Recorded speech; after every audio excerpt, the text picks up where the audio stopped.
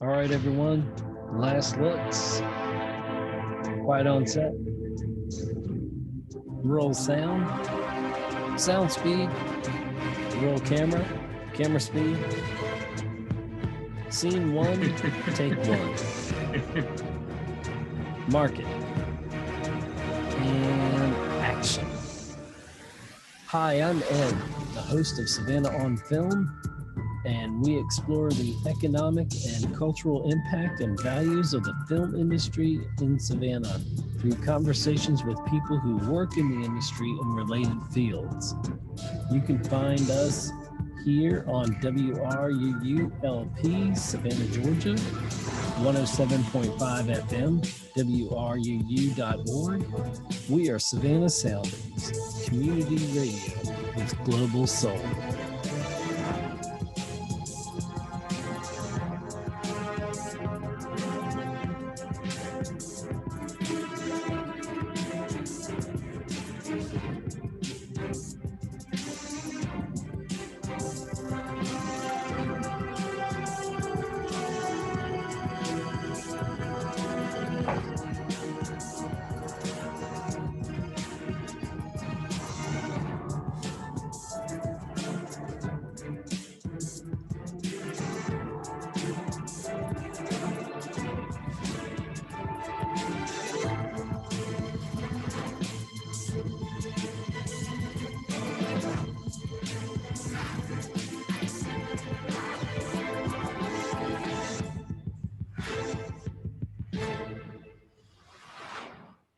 Hello, everyone. Hello, the world. Welcome to another entirely fantastic, wonderful, groundbreaking, exceptional. I've run out of adjectives. We're going to have a great show here on Savannah on Film. I'm your host, Ed Ciucevich, and our purpose here is to explore the economic and cultural impact of the film industry in Savannah through conversations with people who work in the industry and related fields. We are here on Savannah's #1 talk radio station, voted for a second year in the Connect Savannah poll. Thank you very much. We appreciate it here at the station. We are WRUU 107.5 FM LP, Savannah Soundings, community radio with global soul. And just a reminder, WRUU is also on Twitter at WRUU1075. And today on Savannah on Film, I have a very interesting gentleman. I don't know that we're going to get to talk about everything that he's done, but he is a producer, director, locations manager, and his name is Jody Schiesser. See, you got it. I got it right. Yeah, I'm terrible with names, and we've been going through this talking beforehand. So, welcome to the show, Jody. Thank you. And anyway, Jody is responsible for creating award-winning short films. Some of them, some of them are like The Street Cleaner, Lizzie, Christine, You Are Beautiful, and Antigone's. I know I'm saying that That's actually wrong. an Antigone's song. That's how that one's pronounced. Yep. Okay, thank you. He directs, produces, manages locations for film and television, including the Emmy-nominated HULU television series, The Act, which was phenomenal. Probably one of the highlights of this past year, definitely in production in Savannah. The NBC television series, the short-lived Council of Dads, which had a lot of followers and a great show while it lasted. Jody was also location manager in this little-known film called Peanut Butter Falcon, and it's an exceptional film.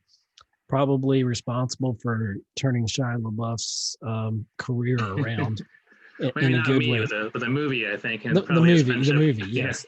And but it's all about location. So we're going to talk about that. You have managed locations for Barry Levinson's film Harry Haft, and like we said before that, Lizzie, The Do-Over, and the Academy Award nominated probably won more Academy Awards than any film in history, Magic Mike XXL. Maybe in a certain genre, right? In a certain genre, I'm sure. Jody works mostly in Georgia. He's enjoyed watching film and television productions growing up around him into what is today.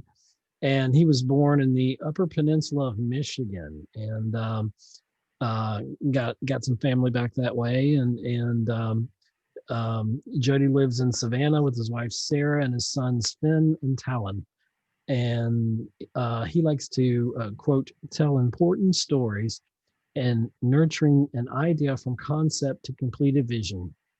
And that is his passion. And once again, I welcome him to the show. We've got a lot of ground to cover, and the first hour of this, you're going to hear it on the radio here on WRUU, and then we're going to invite you over to YouTube to Savannah on Film, where we'll have the video premiere of the entire show. And this will also end up in podcast form wherever you get your podcasts. So you can check us out. Our second hour is we're going to expand on some of the stuff we talk about in the first hour, and probably talk about other things, and we'll see how it goes. So let's see. So pretty prestigious, Jody. You've had Lizzie and Christine. Let's start with those first. They both premiered at Sundance. So I guess which came first, Lizzie or Christine? Christine came first. Okay.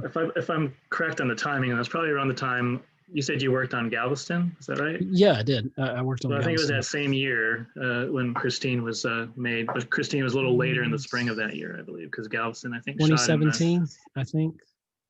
Was it? I think, was it that far back? That was earlier than that, but maybe it was earlier. Maybe it was 2016. Oh, okay. Yeah, that sounds more about right. But yeah, so Christine came first. Like you, I'm forgetting the exact year, but for anybody who hasn't seen that movie, it was it's kind of a tragic film, based on a true story of a woman who was a reporter for a news station back in 1974. So it was a bit of a period film. We shot it in Savannah. Mm-hmm. The actual story took place in Florida, but we shot it here. Like Georgia's, the filming here has grown through the last 10 years quite a bit. And definitely. We've been managed in Savannah to duplicate a lot of different locations around the world right here in our own local situation. So, but yeah, Christina was about a reporter who basically committed suicide live on television on a newscast. And the first person ever to do it live on television. And the film kind of explores what would lead her mentally to that decision. So what was it like working on that? On Christine. I mean, that's such a serious topic for a film. I mean, sure. It was interesting. It was Christine was a very indie film. It had its budget wasn't much over. This probably means more to film people than maybe the normal public, but his budget was just a little over $1 million, which can sound like a lot, but in movie terms, right, that only goes so far. And anyway, so that kind of gave a certain tone to everybody working on the film. When you're working on those smaller films, everybody's almost ends up working like a family, because you end up giving a lot to contribute to a film that you believe in. So Christine had that, a strong story and a strong script, which was what drew me to it. And the filmmakers behind it that came from New York were very passionate. It was like kind of their passion project. And it was really great to kind of help, collaborate with them and bring it alive. And my role in that film was a location manager. So like I've been doing a lot in the recent years, that's usually where I find myself. And so it was just kind of finding the locations that could pass for 1974, but in, basically in Florida. So, which wasn't too hard to do that here. So. Okay. And there are some awards that you've won, and you've had a win and one nomination. And we're kind of talk about these. I guess we can hit on them now. Location Managers Guild International Awards, the LMGI. You were nominated for that award. Outstanding Locations in a Contemporary Feature Film for Peanut Butter Falcon, 2019 feature film, Red Set Attractions film. And then 2007, going way back. That's so long ago. Isn't it weird to say 2007 was a long time ago? Sure. Fort Lauderdale International Film Festival, U.S. won Best Film Audience Choice for The Street Cleaner, 2007. And that was Per Beller Productions. Hey, you got that right. I know. My sort of friends and partners that we worked on with making a variety of our early films. Yeah, that was the name we used for our production company. Cool. What was the origin of that? I've got to know now. So Eric Nauert, he was and his brother Nathaniel were my partners when we made that film, and it was Eric's word, kind of a made up word. When he was really young, 4 or 5, he told his mom and dad that he was going to one day invent a propambular, sort of a machine he could climb into and basically pass through space and time. So it was a fun concept, imaginary concept from his childhood, and we used the word to describe our production company. Awesome. Well, I don't mean, I'm going to pivot back and forth here, but we started talking about Christine. Let's finish with Lizzie because we didn't get to talk about that yet, because I just jumped into your awards there, and then we'll come back. We'll double back on Peanut Butter Falcon, and Street Cleaner. So what was the experience like of doing Lizzie? I mean, not Lizzie. Yeah, Lizzie. Is that right? So Lizzie is based on the Lizzie Borden story. So it's based also loosely on a true story. It takes a lot of fictional liberties with that story, because in real life she was, essentially declared innocent. But many people still to this day think she was guilty of her, axe murdering her family, basically. So. And that story in real life took place up north and New England, but again we managed to be able to create that story here in Savannah, which was an interesting challenge, partially because they wanted to kind of find, for me, I worked as location manager on that project as well, and we were looking for basically a house that would mirror or be as close as possible to the house that still exists to this day in New England. But the house in New England's a museum house currently, and we were looking to duplicate that for filming purposes. And the thing is, that was, the houses up north are kind of different than the southern houses in one particular key feature, particularly from houses from 1892. That's when the story takes place. As our houses from that time period usually have big porches, and if they didn't have at the time, they've been added on, since that time. Mm-hmm. Well, the house up there didn't have a porch.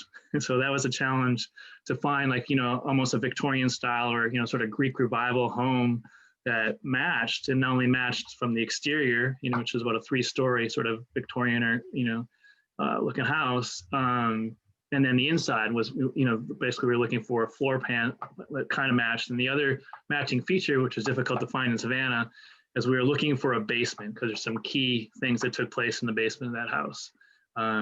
Interesting enough, the house we did find had a basement, but it was so small we couldn't really film in it. So we ended up creating, with film magic, a basement tied to the house. But the basement was literally about 15 minutes, another part of Savannah. Actually, at Moon River Brewing Company in their basement, they have a big basement that worked really well for us to create basically a root cellar basement kind of feel from 1890. Probably good location for Crafty. That worked out quite well. We actually, we brewing company. It was part of our deal. We ate their food for catering and those kinds of things. Yeah. Were there any special beyond like special challenges? I mean, you did mention a bunch of them for Lizzie. Yeah. So still the biggest challenge was finding. Again, Lizzie wasn't like it had basically 3 times the budget of Christine, like we discussed a little earlier. It was running at about a little over $3 million budget, which again seems like a lot, but it only goes so far. Particularly, we were working on even further in the past period film. So not only for locations we had to match 1892, but costumes, everything else had to match that.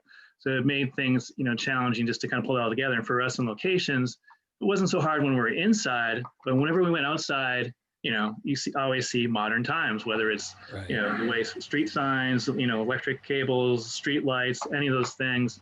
So whenever we went outside, we had to deal with, either masking those things, the way we frame the camera, and of course the cinematographer always wanted to make the world bigger, and sometimes we had to, just practical reasons, contract it just so it would still look like the time period. And it was that kind of give and take all the time whenever we were, let's say, on the street, let's say outside the main house or any of the other locations. Savannah, as a historic city, is helpful in that way, but it's still, there's always modern elements everywhere. And you always have to make sure, cars are cleared from the street, because this is back in the time of horse and carriage. And, we wanted to have horse and carriage scenes, and, we'd have to put down, modify the streets, put down dirt and other things to make it look like it's from that time period. So all those things for me as a location manager would have to organize with, the city of Savannah to allow for that, to, change the street or, remove street signs temporarily, or those kinds of things to make the time period on screen seem, real and compelling to people. So Peanut Butter Falcon, that you got nominated. That's a pretty big thing for that film. I mean, that film did reasonably well at the box office and showcased the Savannah area very well. And you were nominated, didn't win, but were nominated for Outstanding Locations in a Contemporary Feature Film. And what was that like when you heard about that nomination? What was that initial feeling? Well, for me, sometimes, like, the whole idea of awards, it's not something like I'm, seeking. So when it does happen, and you really feel like it's well deserved, it is kind of affirming of like the work that I do and the work that my team and I do. So I shouldn't say it's all about me. As I usually, crew on films changes, who you're working with all the time. But in general, like, there's been people I work with through time that have been part of the whole idea of bringing us together for, locations, or, as a film as a whole, all the different departments. And, the Peanut Butter Falcon was, again, one of those, even from the beginning, people fell in love with the script. So we, all of us that got involved were there for, we were loving the film even before it was made. And we were hoping we could, pull it together on all the different pieces and make it an amazing film. And fortunately that occurred. And so, like, it's an amazing, wonderful, heartwarming film to watch. And I think the locations play well. They almost are a fourth character in the film that you see behind, the actors and, and the storytelling. And getting recognized for that was, like I said, quite affirming and inspiring for what I do. I mean, I think it's phenomenal, that because I remember, like, when I got the first nomination for like best sound, I was like at dinner and I like dropped my fork on the plate. My wife's like, "What's wrong?" I was like, "I was nominated for best sound design." I was like, I was like, I won, Sure. Amazing. But to maybe give some of your viewers perspective, like, so, like, the awards by the Location Managers Guild International is kind of like that's put out by the, it's essentially like an award. It's like an Oscar for locations, sort of, right? Because they don't, the normal award shows don't really reward locations in the same way. And so I was, the Peanut Butter Falcon was an interesting group of other films from the, the past, that were done last year, which included, 6 Underground, The Five Bloods, Extraction, and The Last Man in The Last Black Man in San Francisco, which that's the one that actually won, which I was quite pleased to see that won, because that film is much like the Peanut Butter Falcon. It's a kind of an indie film with a lot of charm, while the other films, were tending to be more in the, the higher budget studio film realm.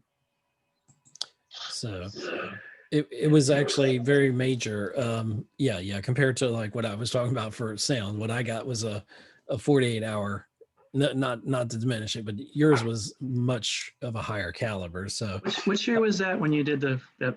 2017. Okay, so that's when Anthony was producing 48 Hour, right? You did it here. Okay. Yeah. And I think he single-handedly kind of held it together or kept it going for all this time. I mean, other people were involved, but he's been a driving force, basically, is what I'm saying. And yeah, absolutely. So the one of the films you mentioned of mine, Antigone's Song, began as a 48-hour film. Back in it was during I think it might have been the first year that Anthony was running the 48-hour film festival in Savannah. Cool. Yeah, I think that's probably right. Yeah, because I think it was like 10 years roughly, give or take, Sure. and all that. So, why locations? What draws you to locations? Well, and don't say the paycheck. Well, actually, part of it is sustainability in the work. Just to kind of for your viewers that might not understand film production and how it's grown in Georgia or in Savannah in particular.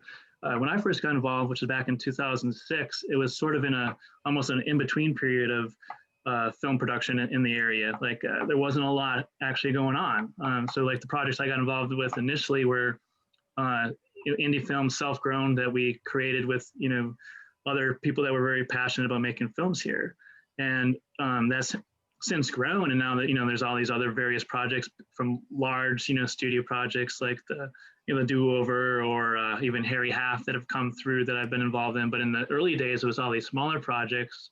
And initially, I started off producing. That's what I started off doing. And through time, I dabble in, like a lot of us do in the Savannah area, just to, I guess, stay employed and stuff. You wear a lot of different hats. So initially, I was producing, I was directing, I was an assistant director. Sometimes I was a still photographer. It was all over the set on a movie set, just to kind of have work from project to project. Once I found out that I could do that, and as time went on, and some of these bigger projects started coming more regularly, I kind of realized that as we all do, that when the big projects come from New York, LA, wherever they come from, they often bring their top key positions with them. Definitely they're bringing their producers, their directors are probably all coming from out of town.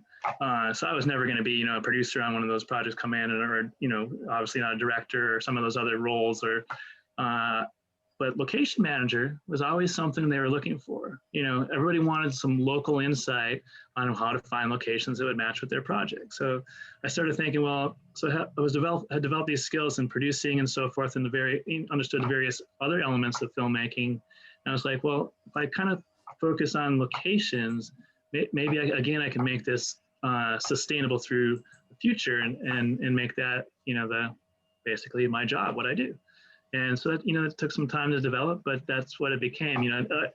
Initially I was almost kind of going in two different directions at first. I was also dabbling in being a first assistant director, which I did for a while, and kind of was sometimes location manager, sometimes that. But that at one point I decided, I don't know, locations called to me just a little bit more. I like the idea of, a lot of these projects, what you see on the screen, it's usually always in the background, or where the actors are, living the story, so to speak, was something that I would be helping with and collaborating on and contributing to the art of the film. And that attracts me. It was like a kind of a creative position. And then it's also, of course, it's a position that involves a lot of logistical producing type activities to come together too. So it was kind of like wearing, again, a couple of hats to accomplish the goals, but it kind of fit with me, I guess. And I've been enjoying it ever since. I know that it, by working locations and vice versa, it probably helps you in producing and stuff like that. You work in a different department, you see it from a different side, what you're trying to achieve.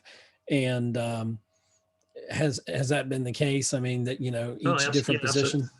Sure, absolutely. And for people who don't know what location managers or people who work in locations do, it's kind of like producing part of the film in a very specific area. So like, instead of producing all the elements of the film, you're concentrating specifically on the locations, and right. And then location manager oversees everything to do with the location, from finding it to negotiating and setting it up with the property owners and getting all the permits and so forth, to setting up on the day of. So when the film comes in, you got everything defined where everything's going to go, and all the film equipment, the crew, the trucks, the catering, everything like that. And then you're also there just to kind of negotiate with the public. You're the voice between the film and the rest of the world. So what I like to sometimes describe it as a metaphor is basically like as a location manager, you create this imaginary world for everybody else that's working on the film to create an imaginary world for viewers to enjoy, but you're also the person that has to deal with the real world. So like, something comes or, there's something happens, like you run into, what's a good example? Like, How about Peanut Butter Falcon? Sure. Locations. What issues did you run into or challenges that you had to overcome? With Peanut Butter, I mean, all these projects, there's always something new, something you can't expect. Maybe an early one was when we were one of our first days filming. We were filming on Tybee Island, and we were filming on private property on a private beach. But what had happened right around that time is Tybee had changed some of its rules of filming on the beach, and the way the permits worked. And like, as we were filming, we were informed of that. We hadn't known this ahead of time. And Tybee was saying, well, basically we had already started filming, and they were like, well, no, you can't. So we're like, well, wow. We need to try and finish this, and we're already into it. And we didn't know about the new rule. So basically, while filming continued, behind the scenes, I was scrambling to kind of make sure it still continued, negotiating with Tybee and then with our producers to make it work, to let us complete that day filming on this private beach out on Tybee Island. Did you have to make any more modifications, as it were, going forward for things that you were planning to film? Yeah, to some extent that did affect it. But once we kind of got in line with, let's say, using that as an example again, with the way Tybee was operating at the time, things were fine. We just didn't know some of the new details when they had changed some of the regulations and such. So cool. Yep. What is like the most unusual thing you've had to deal with in locations, like from any project you've worked on? Like, what is, I mean, you probably have a million stories of, just little things, big things. But what was like one of the most like challenging? You want unusual or challenging? Both, because I want it all. So let's go with unusual first. When you started off saying unusual, so something that came first to mind is earlier on in my work in film, I actually worked often with Beth Nelson, who's currently our the director of the basically the Savannah Regional Film Office here. But she started off as a location manager as well. In fact, when I was producing, back in those days, I kind of talked her into doing her first feature film location management position with the film Untouched, and then she just took it from there. She's amazing, location manager in her own right, and then now she works for the city of Savannah, basically helping films come into Savannah and enticing them to come and the whole deal. And I work with her a lot just to help make that happen. But anyway, so there was a film we were working on together back. This is a while ago now, 2013, 2014. When we were creating the film, it was called Enchanted Amore, but its name, once it was finished, is Four Senses. And this was a film that basically, it was a producer and a director that contacted us that were coming in from Germany, and they wanted to make this film that, even though they're from Germany, they was going to be sort of this, this almost set in the southern story, kind of quirky, had a bunch of strange elements, a mystery story, but it was, kind of campy, had a little bit of, I don't know, it was a film that was, interesting, but kind of a little bit all over the place in the way it was structured. And anyway, so in the early days of finding locations for it, we were seeking a plantation house, like you think Savannah and such, like, well, that's not so hard to find a plantation house. But surprisingly enough, there's not like tons and tons of them are here. There's a few really great ones, but then there's the thing is, how do you talk the owners of those properties to bring in a feature film to film on their properties? But we've done that through the years, and at the time we were looking for what would fit best, and we landed. One of the places we were looking for was out in Claxton, Georgia. Which is about 45 minutes west of Savannah. And we had heard of a plantation out there that would probably, the owners would maybe be willing to film. so we drove out there with Beth and I and the director, producer from Germany and such, and a few other crew members. And we went to this house, and it was actually a plantation house that was sort of not built. It wasn't created during the time of the 1800s and all that, but it looked like a house from like 50, 1870, something like that. And the thing that started getting unusual once we were there is the woman who owned the house. We learned as we were kind of getting shown around and seeing this place that while she was married to the owner of the house, she wasn't even really supposed to be there. So like suddenly we're realizing like she was a little bit eccentric, and she was almost sort of like squatting in this this big mansion in Claxton, Georgia. So as we're getting shown around, we're realizing like, well, this is probably where we're not supposed to be. But it took a minute to disengage from the whole situation of being there, and actually our director was really I like this one. We're like, well, I don't think it's going to work out. There's no way we'd be able to negotiate it, because she wasn't the person to really had any ability to tell us yes. So that was an interesting thing. And I remember that day even the woman, the owner of the house, coming out and trying to give us wine and and then she suddenly said, hey, anybody want to go swimming? And she went upstairs, changed into a bathing suit, came out and was diving in her pool in the middle of all this location scout, see if we could use the film. It was just going, we're like, we should be filming this maybe, because this is going off in some unusual direction. So that's probably one of the stories that stuck with me. And Beth Nelson and I kind of laugh about that one to this day. That sounds very interesting. So we had that was what, challenging or intriguing? No, we had that was unusual, I guess. Unusual, thank you. For challenging, just to give another good example of just sometimes the way it works, I mentioned already, like with the film Lizzie, sometimes it can be difficult to find just the right location, either that fits the film or fits the vision of the director and some of the other creatives on the film. And a good example of that is with the Peanut Butter Falcon. At one point we were looking for, there's a, have you seen the film, Ed? You know the film, right? Yeah. Yeah. So at one point, Zach, the character that has the condition of Down syndrome, he jumps off this platform into the water, and he at that point he can't swim, and he's kind of almost bullied and convinced to jump off there. And right. Tyler, the character Tyler, played by Shia LaBeouf, ends up jumping in and saving his life basically. But to find a location where we could do that at first was tricky, because the directors of the film had seen a real location up in the Outer Banks that was like this redneck water park, as they called it. But we thought about just going up there and filming that, but it was like crazy. It seemed crazy and dangerous. It was this place that was all built out of metal and rusty metal that went up 3-4 stories, and people were jumping off of that into the water there. And we were like, well, I don't know if we should do that.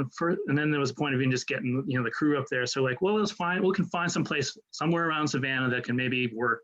We looked at all these different places, some of them quite amazing, like up past Sylvania, going into South Carolina over the Savannah River. There's this bridge that doesn't, still exists, but doesn't hold traffic anymore because they built a new bridge, and it's called the Bridge to Nowhere is what the locals call it.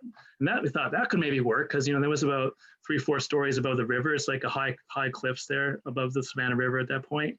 But again, that was about an hour and a half from Savannah, and it just felt like a little far to go for that scene. So we ended up eventually building the platform you see in the movie for the character to jump off. So it was like kind of a collaboration with locations to find the right place where we could build this big, platform that the actors could climb up and jump off into the Marsh River with. And we finally found an owner of essentially like a shrimp dock in Savannah that was willing to let us build this structure, and that became the location. But before we did that, it took weeks to, because we were trying to find a real location that had the attributes where you could have, essentially a crazy platform or something to climb and jump off of. And in this case, it was like an interesting collaboration between the production designer and the directors and such to find, this location that seemed right that we could create and build on. And that happens a lot sometimes as a way to make things work. You find something that can fit for the movie, and then with the rest of the production team, you can kind of create it into the imaginary world you're trying to create. And that happened again with Peanut Butter Falcon. Like originally in that film, there's a scene when they're walking up the beach one morning in the movie, and they come to the big Tybee pier, and they will go out on the pier. Initially, we had planned to have a Ferris wheel on that pier, and to make that all happen, initially, like we were exploring actually bringing out a real Ferris wheel on the pier and seeing if that could happen. And I was going through working with Chatham County and seeing like we're doing all these engineering tests. Could it support, a Ferris wheel on the pier, all these things? And we had worked it out that, yeah, it probably could. So we got to the point of going down this path, putting a real Ferris wheel out on the pier just for the film. And then it was discovered like, well, it's going to cost a lot. So then it was decided like, well, we're not going to do that. But so then we're collaborating again with the art department. We built the bottom part of a Ferris wheel just so you could see, the first, seat or car that you get into, that kind of thing. And so that was all going to happen. But again, the Ferris wheel never appears in the movie. And the reason for that is we were going to film, we were going to go out there late at night, like arrive on the beach around 1 or 2 to prepare so we could get this sunrise shot. Well, what happened when the whole crew and actors and everybody was driving out to Tybee to begin getting ready for filming, is there was actually a car crash on the road to Tybee, and there's only one way out to Tybee Island from Savannah to Georgia to out to Tybee, as you know, Ed. So when that occurred, it was a fatal car crash.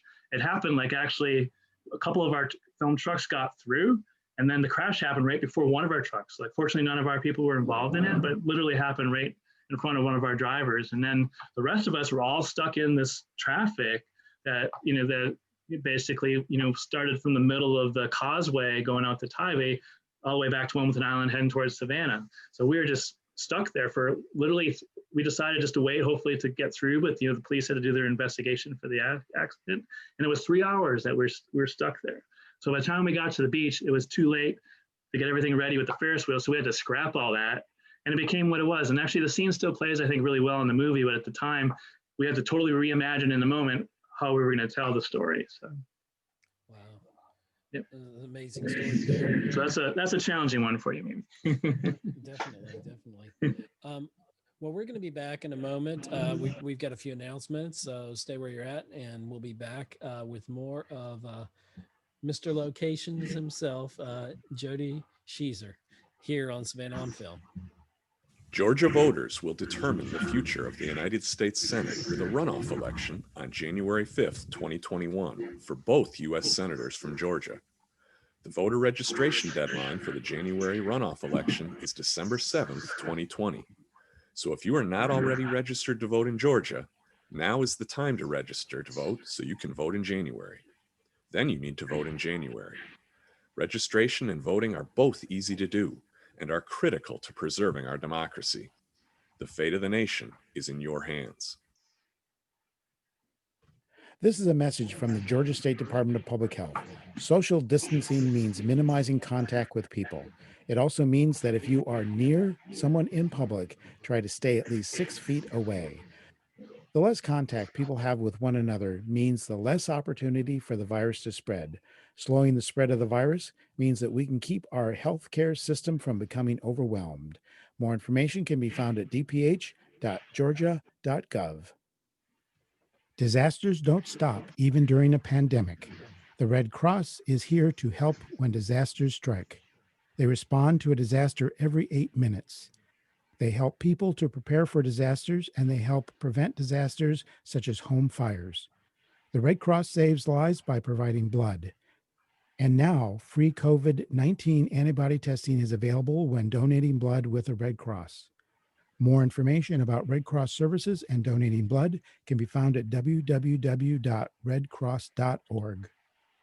WRUU listeners like you crave exploration and discovery. That's how we can offer your business or organization a unique way to separate your name from the clutter inherent in commercial radio advertising.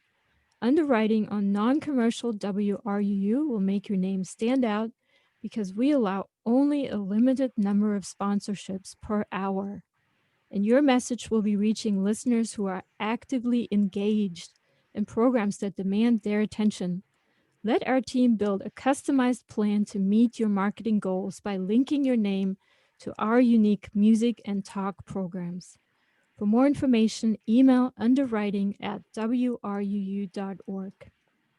You're listening to WRUULP, Savannah, Georgia, 107.5 FM, WRUU.org. We are Savannah Soundings, community radio with global soul.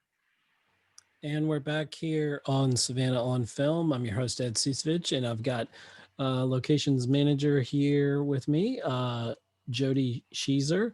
And we left off talking about locations, obviously, and other things. But one of the things in my notes here, I have that water played a major role in the Peanut Butter Falcon. Obviously, we're talking about the pier and stuff like that, and him jumping off into the water. And you had a gentleman who's been on our show before, a very fascinating gentleman, Michael Neal. He was the local Marine coordinator.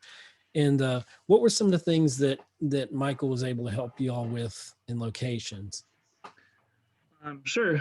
So Michael Neal happens to be somebody in the Savannah area that just knows, there's so many everything. Anything about water in particular, but he knows a lot about everything. But in water, like there's so many, marsh rivers, the Savannah River itself, there's the sounds, the ocean. He just knows how to navigate that, and he also has access to a variety of boats and things himself that he either owns or he's connected with other boat owners in Savannah. So if you're needing to do something on the water, Mike knows not only where to go and where things are and how to navigate and deal with the tides in Savannah and all those things, but he also has equipment and boats to help you get there basically. And just for example, with the Peanut Butter Falcon, we used a lot of water for anything from they're around Savannah along the Georgia coast. Not only is there inhabited islands like Tybee Island, there's a lot of uninhabited barrier islands, including like just south of Tybee Island. There's an island called Little Tybee Island, which is about the same size, but nobody lives there. And we wanted a very lot of gators too. and actually along the coast, sharks. So like we wanted to film on the south end of that island, which to get there is a 45-minute boat ride. So to organize that one day, just to kind of get that feeling like we're out in the middle of nowhere, we had to get the crew, we had to get the cast, we had to get the equipment, all those things out to that island. So basically once we left a marina, it was 45 minutes one way just to get there. So like we had to make sure we didn't really, do our best to forget anything, because it's going to be an hour and a half just to go back and get something, that kind of thing. Fortunately, like I said, Mike really understands that, particularly how to, land on that barrier island. Keeps really good track of like what the tides are like out there. So like in Savannah, the tides vary a lot of days from 8 feet from low tide to high tide, and that happens twice a day. So while you're filming, you're going to cross, some of those tide changes. You're going to go through the whole cycle pretty much. And so like the landscape changes from, not only does it affect visually what you see on the film, but it also affects where you put equipment, where you put people. While we were out there at one point, the high tide came up so far, everybody was just, a lot of the beach started disappearing. So it's just kind of trying to deal with all that. And then, but some really kind of fun and fortunate things that had occurred while we're filming that movie is, we had the actors out in, the water, and the tide was coming up, and they were maybe like knee deep in water. And just by fortune, and they didn't see this, they might have been a little bit freaked out, is like in the foreground of one of the shots that actually appears in the movie, there's a shark that swims around in front, just between the actors and the camera. And that actually happened. It's about 5 or 6 foot shark was, swimming while we're out there. It was a non-dangerous shark, but at the same time, you realize, we're out in the wilderness, in the water wilderness, that is. And a shark is a shark. Yes. So, but for the film, it was kind of fun that little element actually appears. That's not CGI. That's a real shark. That's awesome. Tell me about Jacob's Inferno. Absolutely. So Jacob's Inferno is a it's a location in the Peanut Butter Falcon that basically Zach, the main character, is seeking, like, throughout the entire story, he wants to find the saltwater redneck and basically be trained to be a wrestler. It's his dream. Well, the Jacob's Inferno turns out to be this place in the story where basically backyard wrestling takes place. I realized, through participating in the Peanut Butter Falcon, that backyard wrestling, it's a thing. Like, even in Georgia, people get together and then wrestle, like, and an audience comes and watches, and this all happens in sort of this, this wrestling ring usually created in someone's backyard, or in our case, we put it as if it was behind this red barn where it occurred. So Jacob's Inferno, we found in basically on the sort of the south of edge of Savannah. We found a woman who happened to have the barn that appears in the film, and she was, really intrigued to be part of the project and work with, and she was also willing to let us do almost anything to her property. So we wanted, you'll see in the movie, there's a artwork or a mural on the red barn that says Jacob's Inferno, and to this day, we left the artwork there. She wanted to keep it, so like it still says Jacob's Inferno, and probably stay as long as it, the barn stands, I suppose. She probably has people come by and do. Well, maybe, tours. but the thing is, you don't see it from the road, so like it's actually a little bit deeper into her property where the barn is. So unless it's there, you wouldn't know. But okay. We've got a lot to cover, and we're running a little low on time here for the radio. We've still got some time, but gotcha. Let's see. Where can people reach you if they're looking to see some of the work, the films that you've worked in, music, videos, short films, feature films? Sure. So just an easy way to find, like, a lot of the bigger projects that I've been involved in is just look at the Internet Movie Database, IMDb. If you search under my name, which I don't know if I need to spell that for people, because it's SCHIESSER. That's right, and Jody's Jody with a Y. So anyway, if you search under my name, you basically get a list of my projects, which includes even like the smaller projects, but any of the bigger projects that are on there, including the Peanut Butter Falcon.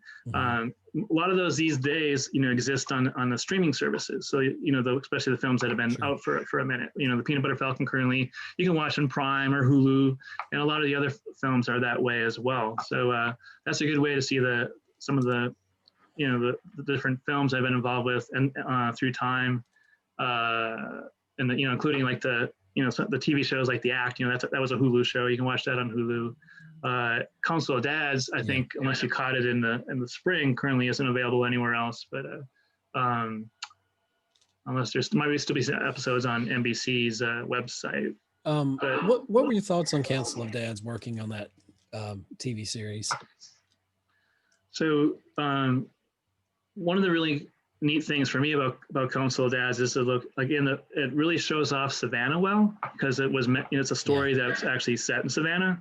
Savannah's a character in it. Yeah. So it was a point to use locations that people would recognize, and that was really cool. And like, some of the locations, even like visitors to Savannah will recognize, because we used the Crab Shack as the restaurant in the film that the family owned, and it was really fun to collaborate with the Crab Shack. That's people who don't know, it's a quirky seafood crab restaurant in Savannah out on Tybee Island, actually, and it's just a funny, quirky place. They even have a pit of alligators, I think 52 alligators.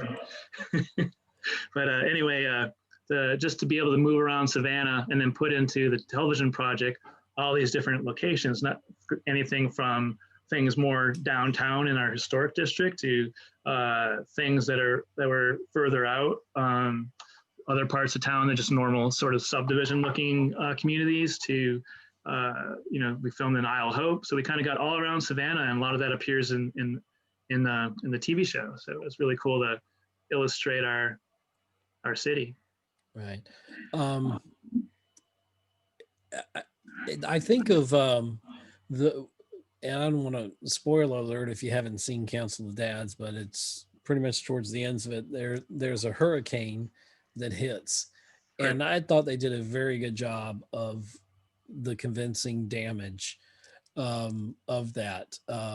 Like the house, especially. I was just really looking at it. It was like, it looked like y'all, actually wrecked a house. It looked like a hurricane went through that house. It Right. was quite amazing, I thought, visually. Yeah. And again, to create that was a combination of, we had a real location. It was in the Isle Hope area. There was the house, the main house the family lived in.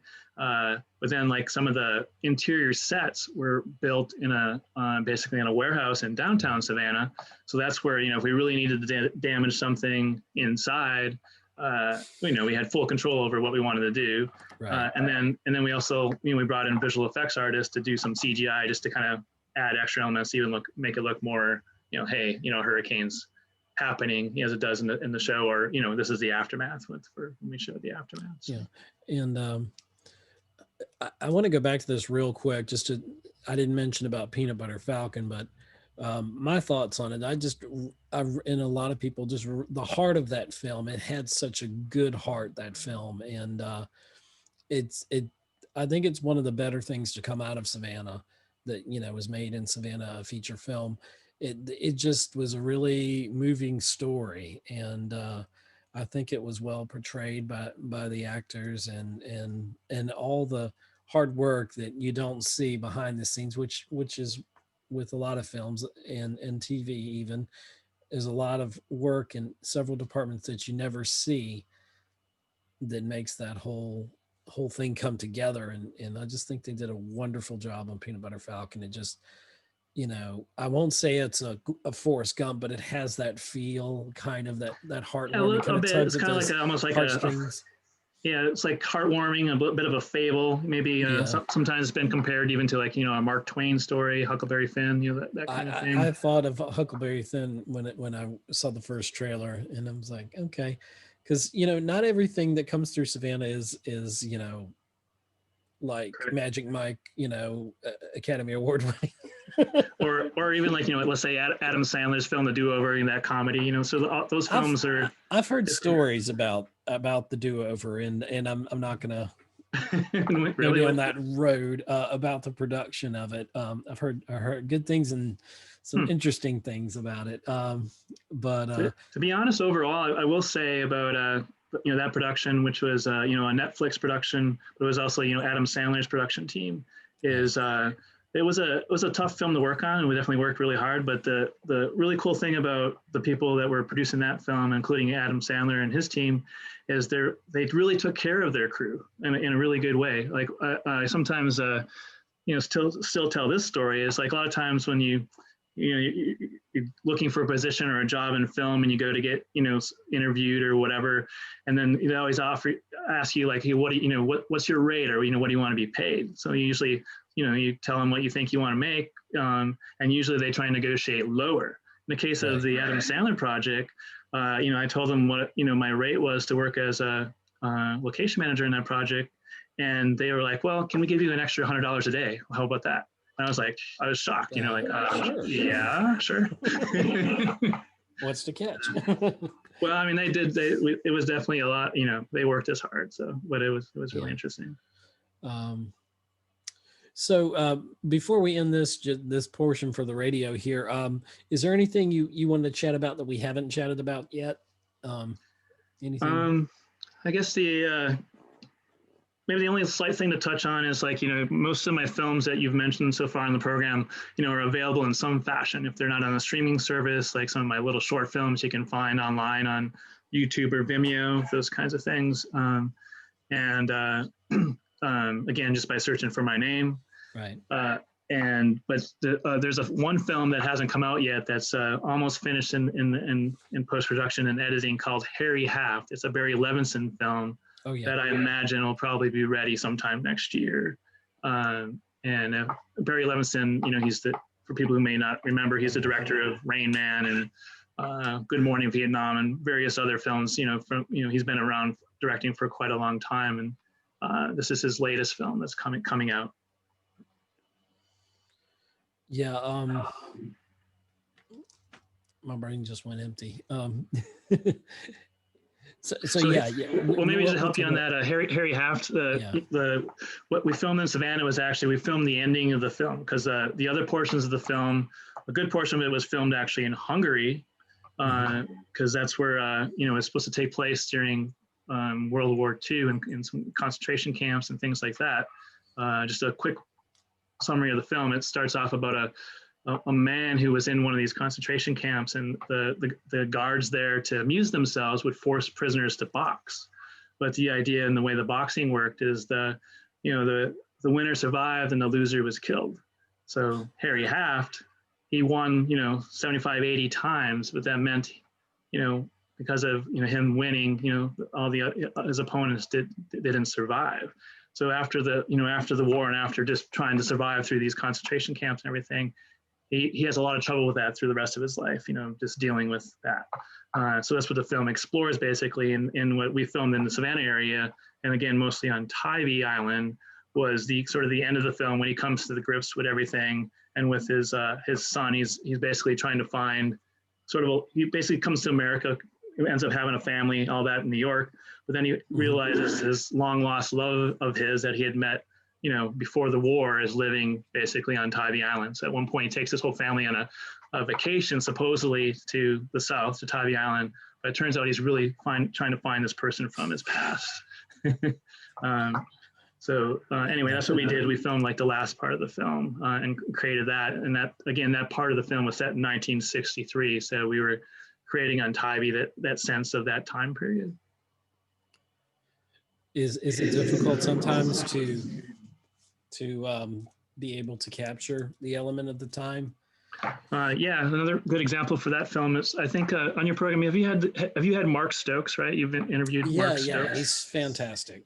Yeah, Mark has worked with me at different times on my location team. Mark's amazing, as you know, and one of Mark's responsibilities I gave him in that project is we were going to film basically a driving scene on the streets of Tybee, but we had to find roads that would look like 1963. And once we found that, we had to talk to all the neighbors for them to, not park their cars on the street, maybe get rid of their golf carts or any of these other things that look like modern times, or hide them or disguise them and stuff. So Mark was sort of our Tybee neighborhood whisperer, so to speak. He would go around and made friends with all the people on this maybe 10-block radius where we were filming this driving scene.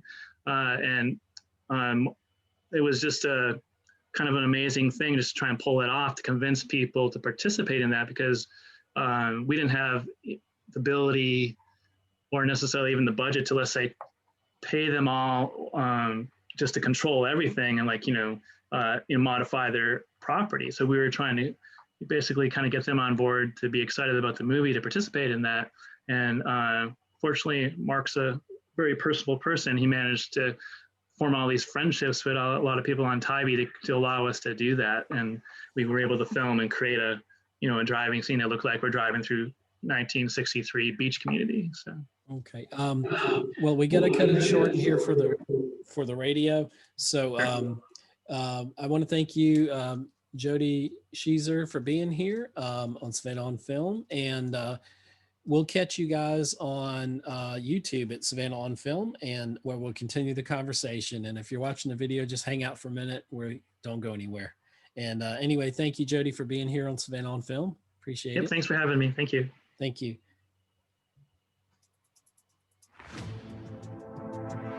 You have been listening to another episode of Savannah on Film, where we give a voice to the Savannah film community. Please like our Facebook page, subscribe to our YouTube channel, and follow us on Twitter. This program was originally broadcast on 107.5 FM in Savannah, Georgia, and worldwide on www.wruu.org. Join us next time for more intriguing insights into the vibrant Savannah film community here at Savannah on Film.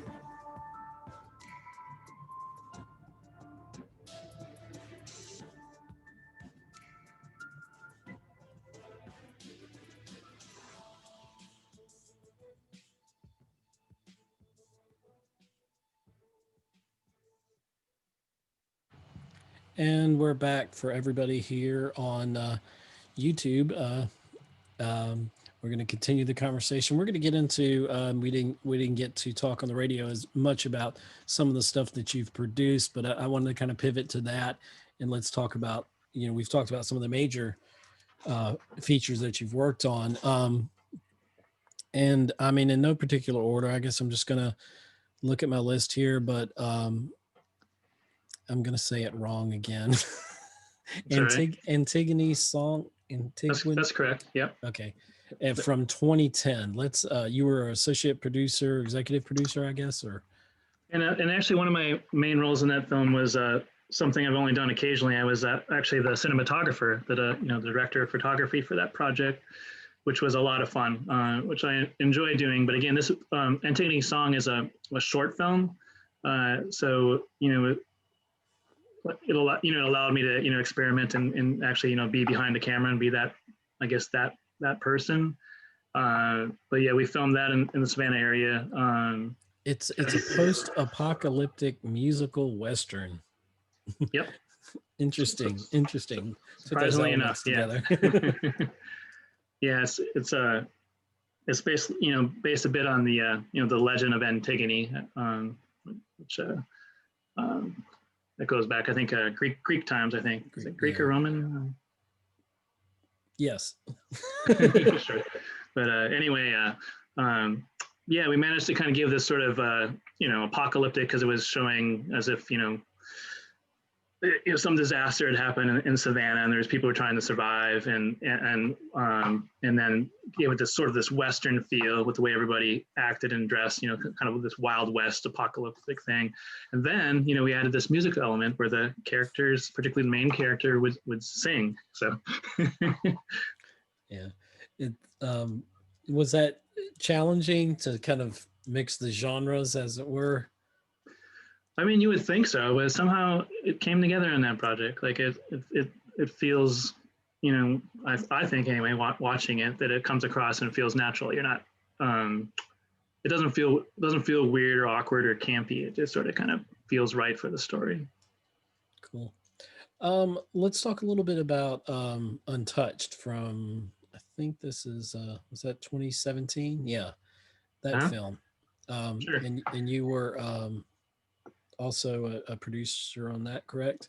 Yeah, so Untouched was actually a kind of a homegrown Savannah feature film by First City Films, which is kind of run by Chip Lane and Angelique Chase, and they basically asked me if I could produce that project, which maybe under normal situation maybe one of them might have acted as producer, but Chip was actually going to be one of the main actors in the film. So he needed somebody to come in and help produce. So that's what I did, and I really enjoyed that, being part of this project, which was pretty much all Savannah crew, mostly local actors. Again, using locations throughout Savannah, which Beth Nelson was the location manager for that project. So she had the challenge of, that was a homegrown indie film of bringing everything together with locations with a very small budget, which she achieved. And then me as a producer had to, again, work with a small budget and keep the film moving forward and keep everybody, the morale and the energy to kind of complete it going, when sometimes you're working, fairly long hours and, people aren't getting paid a lot. You're kind of, again, doing partly a passion project, and that's what that film was like. Yeah, I mean, when you're on projects like that can that happens. It happens, and you've got to kind of keep things going. So let's see. I'm just kind of looking at a list here. Let's talk about You Are Beautiful from 2009. That was another short that you were a producer on. Yep. So in the early days, I guess, of my figuring out how to work in the film business, it began with the Street Cleaner, which was a success for us with Perpombular, Productions is what we called our team at the time. And after we did the Street Cleaner, we got a bit ambitious. We're like, hey, let's do a feature film, but we knew that was gonna take a minute to come together. Eric had a script called Trumpet My Return, but we needed to kind of polish the script and do the whole pre-production, bring that together, find, cast our actors and all that. So in the meantime, things were changing, like even in, indie film and digital filmmaking. Like when we started out, stuff wasn't HD. It was still, a lot of times especially when shooting an indie film, you're still shooting in, standard definition, if people remember what even that looks like. But yeah. Anyway, so but during that time, around 2007, you started finding these cameras available that would shoot HD and looked incredible. You were basically getting in the realm of like, hey, I can make a movie like big studios, right. And the budget, but to afford the equipment was within reach. So what we did is we, purchased this camera at the time that kind of was going to suit our needs in that way.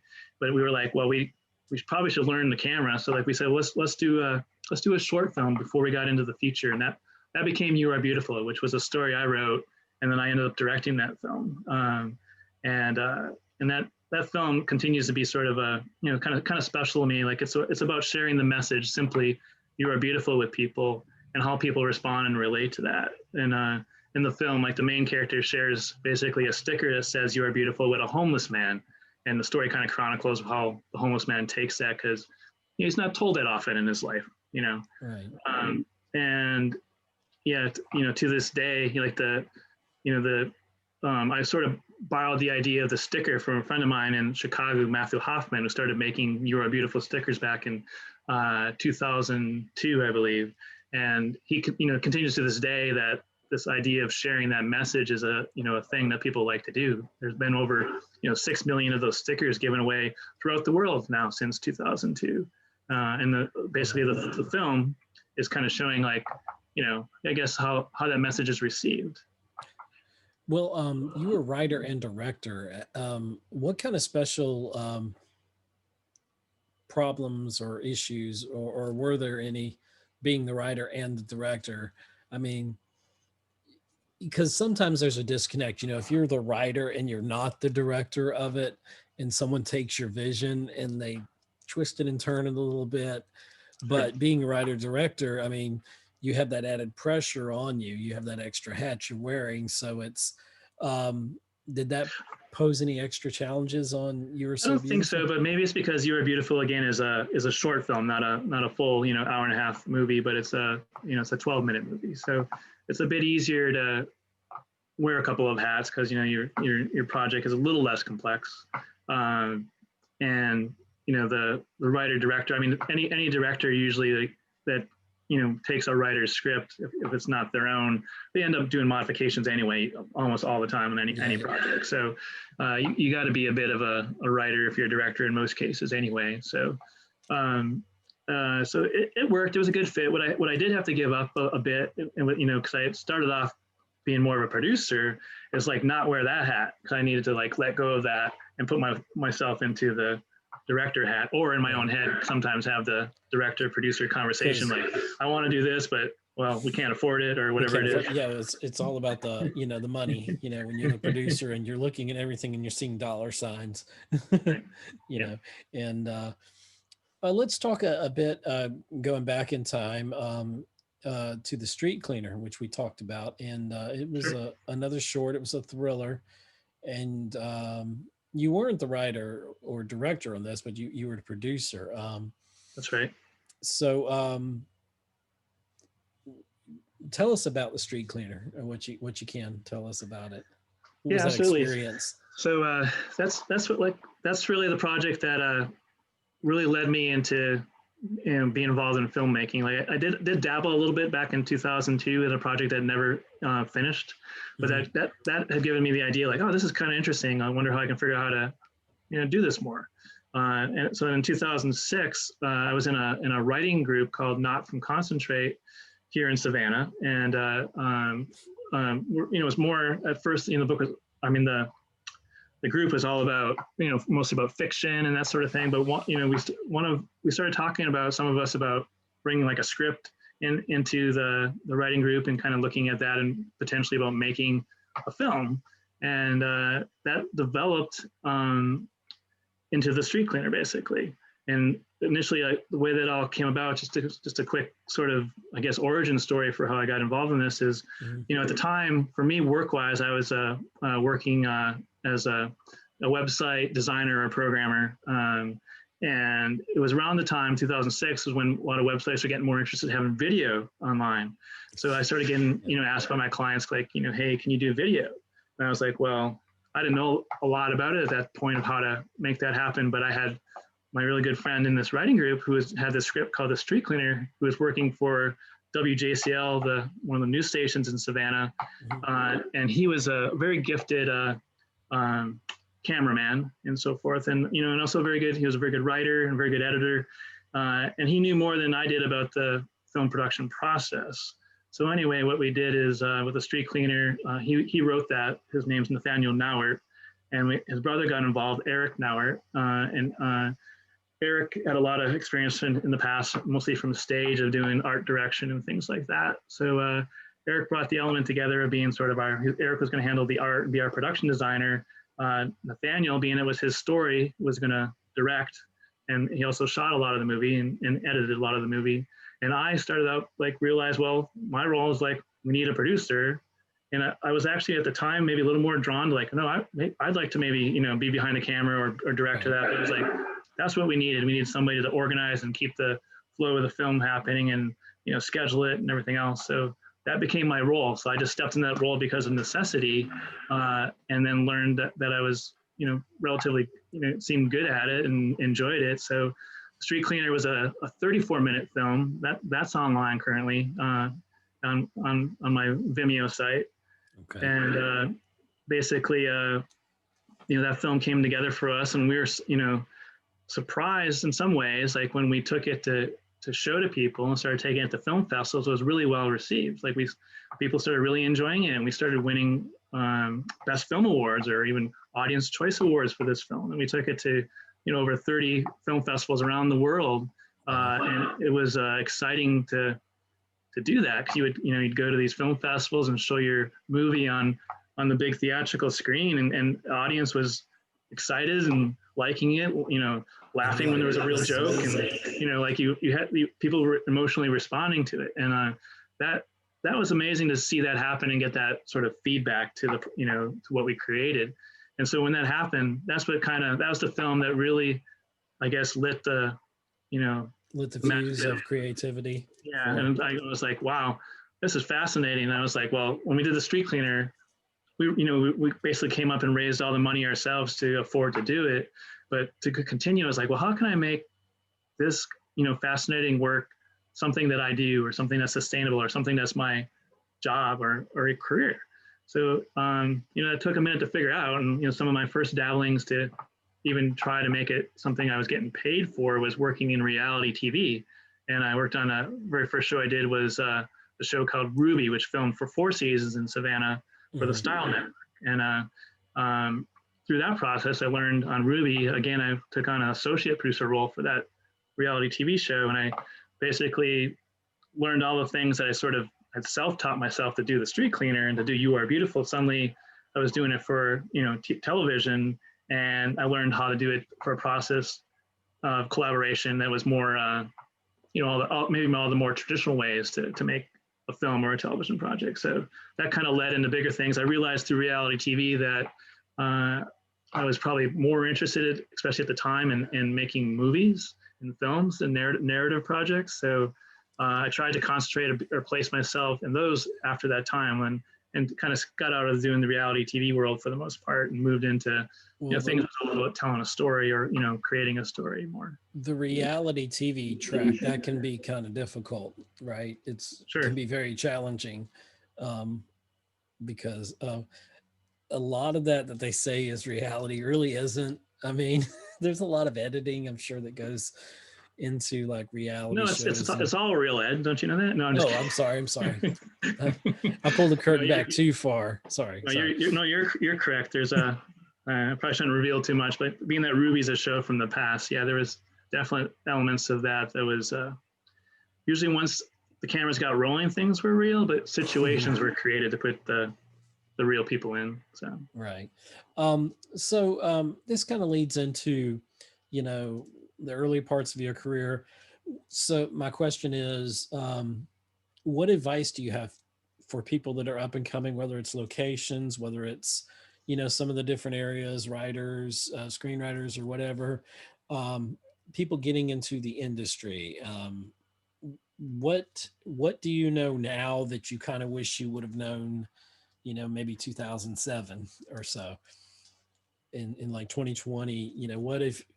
What are some things that you wish that going in, that you would give advice to people that are coming up, that might be something that they shouldn't do, or maybe you wish you would have done differently? Or Well,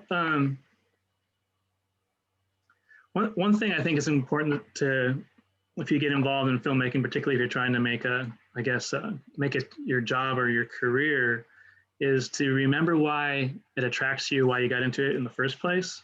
Because there is times in film production where you start moving into that world, and it's just exciting to be, making movies or making television. And you can get in sometimes into a place, depending on what you're doing, where you might end up doing some work or the job or working for projects that you're not drawn to, or it's not something, if you weren't necessarily, let's say, being paid for, that you would have done perhaps on your own. Particularly in my case, I started off in the indie film world, so telling stories we're developing ourselves that we really believed in. So like, maybe reality TV is another example. It's like, some of that work isn't always like, stories or projects that fascinated me. And I started realizing, like, I got to be careful not to just keep working in reality TV, because you can just get really good at that, and that's what you do. And I was like, well, that's not what I want to do, right? At least not long term. So like, I think that's something to remember, like, if you're involved in creating projects, however you come into it. In my case, these days I'm working as a location manager. Some people maybe work in the art department, or you work in the camera department. But maybe on the way up to get your foot in the door, you do something else. Like a lot of people start off as a production assistant or whatever, or assistant to a producer or a director, or they work in the office. But they, maybe that person doesn't want to work in the office. They want to work on set.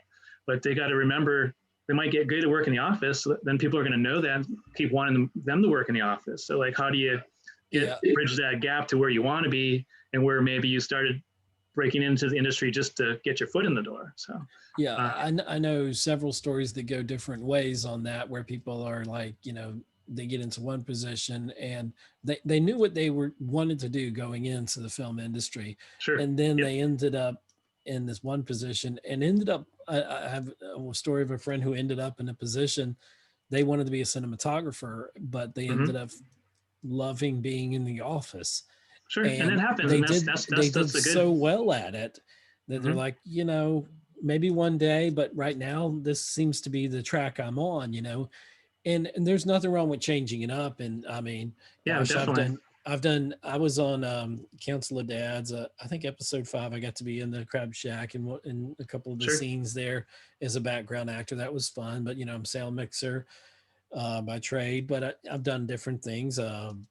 What's the America's Got Talent? I went over there and did a PA thing for the weekend when they came a couple of years back. And, so it's interesting to be on both sides, different sides of the camera,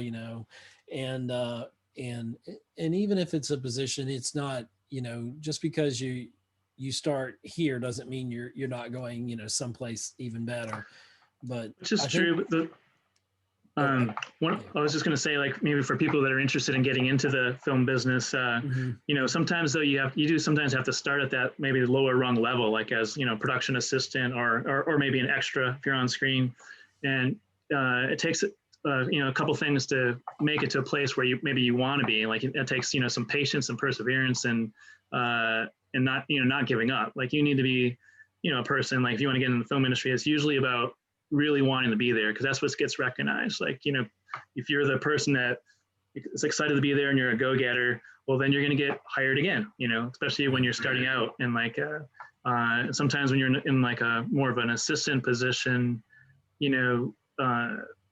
not everybody like always looks at the assistants and gives them as much credit for all the hard work they do. So like you might, you have to really kind of rise to the top or shine in what you do, so you get recognized and people want to, like you said, like the person you mentioned worked in the office, someone recognized they had skills and they kept bringing them back to work in that position.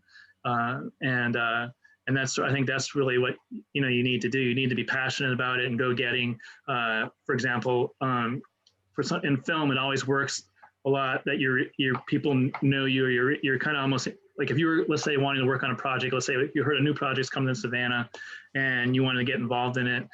You know, of course, usually there's announcements and you can send email, send your resume and all that, those kinds of things. But my advice, if you really want to get involved in a project, particularly if you happen to live in the Savannah where it's occurring, is you should go down to that production office, find out where that is, and go down there and say hello.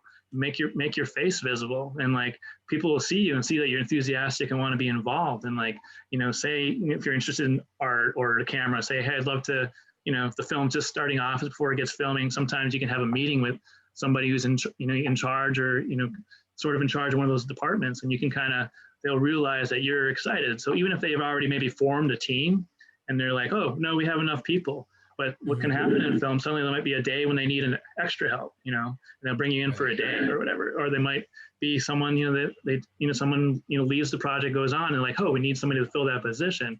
And because you've been showing yourself as interested and, you know, excited to be part of it, they're like, oh, yeah, this person just came in 2 days ago, let's give them a call.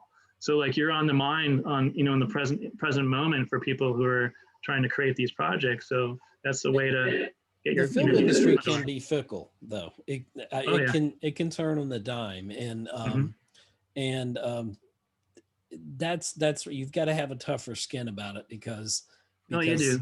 Because it can be very cutthroat. People that'll smile at you or shake your hand one day, and the next day, you know, they've snatched a job that you thought you had. Well, sometimes there's that, and there's just, you know, there's the elements of sometimes you're, for some reason, like you're remembered on your, maybe especially starting out as the last project you did, or maybe the last 2 projects you did. So like if you have a project where for one reason or another it doesn't go well for you, then it's like you got to almost like you know, amplify, you know, work on your reputation or recreate it, because like, you know, you got to prove to people again that you can do this, you know. And that sometimes is like discouraging for people maybe that are just starting out. Is like they might have a, you know, great experience working in film on one project and all goes well and they do great, and you know, but then they come to another project for one reason or another, they get into a challenging position and maybe they have a, you know, a clash with a coworker, whatever it could be, like something unusual happens, and then they get, you know, moving on to the next project or trying to get the next one. It becomes challenging again. It almost feels like, oh, I'm starting out again. You know, I have to prove myself. Or sometimes with every film it feels that way, you know, every project. You're always, with anything in life, I think you have to put that that best foot forward whenever you show up. I mean, you know the old adage, you know, if you're on time, you're late. You know, I mean, showing up is one thing, you know, being on time, and then being totally dedicated, you know, whether being present when you're there, right? Right. Not on your cell phone. Sweeping floors, if you're wrangling cables, whatever you're doing, you know, if you're just doing coffee runs, you know, or whatever. But yeah, you're taking it seriously, whatever it is. Yeah, exactly. You got to take it serious. And so infrastructure wise, what are your thoughts? And not just like physical infrastructure, but what do you feel in the Savannah film industry? What are we doing right, and what could we do better? Let's see. So I guess first off, what are we doing right? So I think you know, Savannah keeps getting better at having what's been a challenge as has been sort of a growing film industry in Savannah is like, well, we for a while we would get talented people working here, but because in the early days, you know, going back again to especially like 2008, 9, 10, and so forth, is there wasn't always like a project that could offer people a salary for working in the film industry that was consistent. Like, you know, because projects, you know, a lot of times a film project will last 6 weeks or whatever, how long you're employed, and then you're looking for another one. And there's always usually some, you know, sometimes you go right on to another project, but sometimes there's a whole gap until the next one occurs, especially in Savannah in those days where they weren't happening that frequently. So you had to figure out a way, you know, how to keep yourself, you know, going and employed. Well, what happened with some of the talented people working in film, whether they're working for camera or art or whatever, is they would start getting good skills, and then because they wanted to keep working and make it real sustainable for themselves, they would leave Savannah and go someplace, whether it was, you know, the old dream of going to California and Hollywood and Los Angeles, or, you know, once Atlanta started getting really busy, people would go to Atlanta. So we would lose skilled crew, or even like skilled actors that were locally based would suddenly move for the work, and they would go to other places. Well, the same thing does occur too, where people in the last several years have moved in to Yeah, and that's what's Georgia, changing. And that's when you're saying, what are we doing Savannah. better? Yeah, and that's what we're doing better these days is people, because, you know, the work has, you know, increased. Other, you know, this year's been unusual, of course, but like the work increased enough that, you know, people could kind of really, again, sustainably make a living doing the work. So like that started bringing people in. So talented people started coming to Savannah, but sometimes like our locals, like myself, or people that have been here a long time, then sometimes you get frustrated, like, hey, I stuck it out or whatever. And then all these people maybe coming in from Wilmington or Atlanta or even LA, you know, are talented people, of course, but they're coming in and then they're taking the jobs that maybe some people that are locally been here for a long time were trying to move into. So there was that challenge, but all that's coming to better. Like that community of talented people is becoming a lot stronger, in my opinion, than it was. And, you know, a lot more people living here in all kinds of different positions. Like you said, Ed, you work in sound a lot. And at one point there was very few sound or location sound people working in Savannah. At one point there's only like one or two choices, you know, and if they were busy, you had to bring people in from out of town. But now there's a lot more options. Just to use sound department as an example for, you know, to make that happen. And then, so that's kind of one of the things I guess we're doing right, is just kind of building, I guess, almost like the infrastructure here, which is the crew. People are more skilled and have more experience working in the film industry. So like we can reliably offer to projects that might come in from out of town, like, hey, we can do this for you, and we can be, you know, true about it. Like, and you know, like it can actually make that happen. And there's other neat things happening in the Savannah area or in Georgia in general. Like Savannah Tech has a great, you know, film academy. Yeah, great film program for people to kind of. That's another way to break into the industry, is get trained in a program like that. And I've been really impressed by the students coming out of that program. You know, I've hired many of them on projects that I've worked on, whether it's locations or other departments. And John Grace is a instructor of that in Savannah. And I came through that program. That was my introduction into the film industry. And so very fond memories of Savannah Tech. And I know SCAD, they do a tremendous job as well. Yeah, the Savannah College Art and Design has a lot of good students coming out of there. The thing is, like, their students seem like more likely to maybe migrate out of Savannah, while people going to Savannah Tech are sometimes already got families here, or they're more rooted. So like they're more likely maybe to stay. So when they get trained, you know, there's like more likelihood they might, you know, stay and become part of the local crew base, which is kind of cool. We kind of almost touched on it, but you know, there's that elephant in the room that's 2020, that's COVID, and it's shut everything down, and we're now in December of 2020 when we're recording this, when this interview is occurring, and it's forever changed, I think, the film industry, at least for maybe it's very conceivable through at least a good part of 2021. We're going to be, I mean, films are already, I used the example of like Tyler Perry Studios, how they film their show Sisters. Tyler Perry was great doing that bubble. You know, we've seen things like in the NBA where they had a season within the bubble and was very successful. And I know that we're doing on a big scale from the major studios, or they have to spend now, it's about 10% of their budgets on safety protocols and you know, COVID safe practices, and it's hit home for a lot of people. I know a couple of people in the film industry who have lost relatives, and I personally lost someone this year, but not in the industry. But it's just weird how we're at the end of 2020 now, and we're going into 2021, and yes, there's vaccines on the way, and hopefully everything comes together. But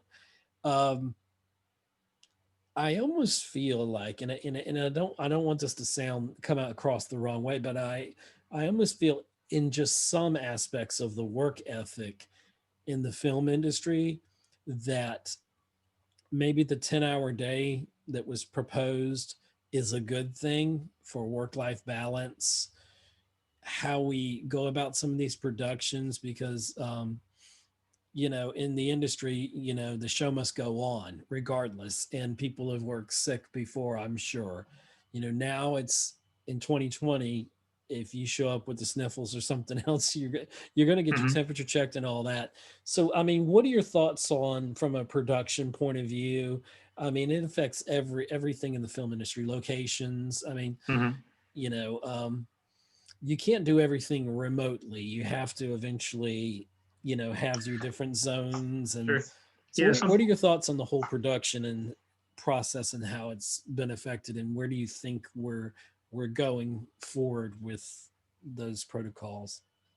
But I think, to be honest, we're probably still, adapting and figuring it out to some extent. Like there's been, protocols established about ways to operate, but there's constant surprises of, even when you create a bubble, there's still a chance somebody, comes down with COVID, and sometimes that affects your production. Like it can even basically halt the production for a week or more or whatever, which is a big thing in film or television production to do that, because that affects all kinds of things, not only the money, but scheduling of the project. And, sometimes you only have actors for a certain time. So, right. Availability of the actors. Right. I was going to say.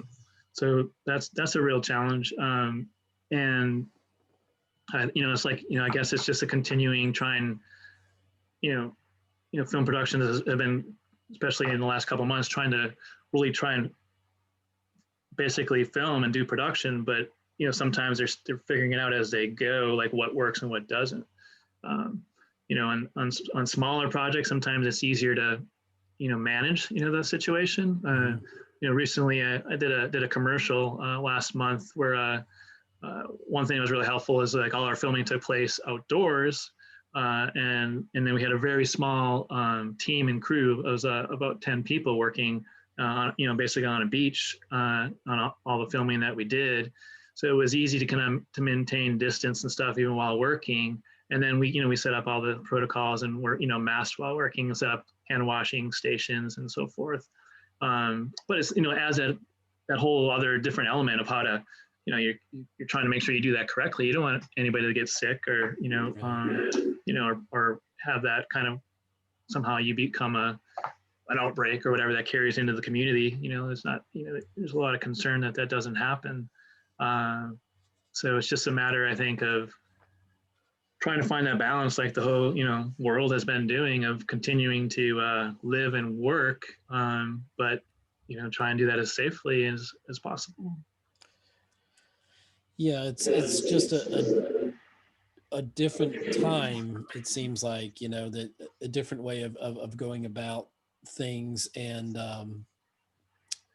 I don't know, like you said, it is changing, and we're having to modify things as we go. But I think like the shorter work day, which, Sure. Before that, I've seen stories about, or heard stories about, people that would, you'd have a fratter day and then you may not get the time off that you need to be, and the work-life balance is important. I mean, people, I think, are realizing it, and I think there are some good things that will come from these new safety protocols. Besides, I think so. Like, one of the key ones is like what you're mentioning, is maybe just, being more, keeping an eye on how exhausted you or your crew gets. Like sometimes on films, it was more common to, a 12-hour day was pretty common. And like trying to kind of make that day more reasonable, but still accomplish what you need to do in the project, is I think encouraging. Like to be able to have a consistent 10-hour day in filmmaking, even if you end up having, as you call it, a fratter day, which for people who don't know what that is sometimes through the week as you go, if you need to do night scenes, like you start off early in the week that you're doing you starting real early, 6, 7 in the morning, but maybe towards the end of the week, because you need to do night scenes, maybe you don't start until noon or later, sometimes maybe not to 5 p.m., but then you work from 5 p.m. to 5 a.m. the next day on Friday night into Saturday morning. And that's what they call Friday day. But what ends up happening is that, kind of destroys your ability to rest on the weekend, because, you're going home and sun's coming up on a Saturday, and you're like, you gotta, you're probably coming back to work, 6 in the morning on Monday. So you gotta there's a little bit of time to recharge yourself. And after a long week of working, potentially probably 12-hour days every day. So. Some days it's a morning shift, and then it's like a night shift, and then it's a morning shift, and you keep your body's your body's like, when do I clock sleep? is bouncing all over the place. So. And it takes a while to wind down, and all that. Anyway, it's just it's just a different time. It's a different when I think about things, like some good can come from these times, and I think it's just everybody should take it, and they do. Because you want take it seriously is what I'm saying. The safety protocols, especially if you're on what concerns me are lower budgets or ultra low budgets or no budget films or whatever. You may not think that it's important, but safety is ever more important than it ever was, yes, in this day and time. And so, it's just a very important thing. And that's a true thing, even without the virus, because sometimes, the small projects, through time of sometimes they feel maybe because of necessity, because of budget, whatever, maybe cut the safety corner, but you can't do that. Even if you're a small project, you gotta, look out that nobody gets hurt. I was working on a short early in my career, and the last day of shooting was a 23-hour day. And, I was like, okay, this is getting ridiculous.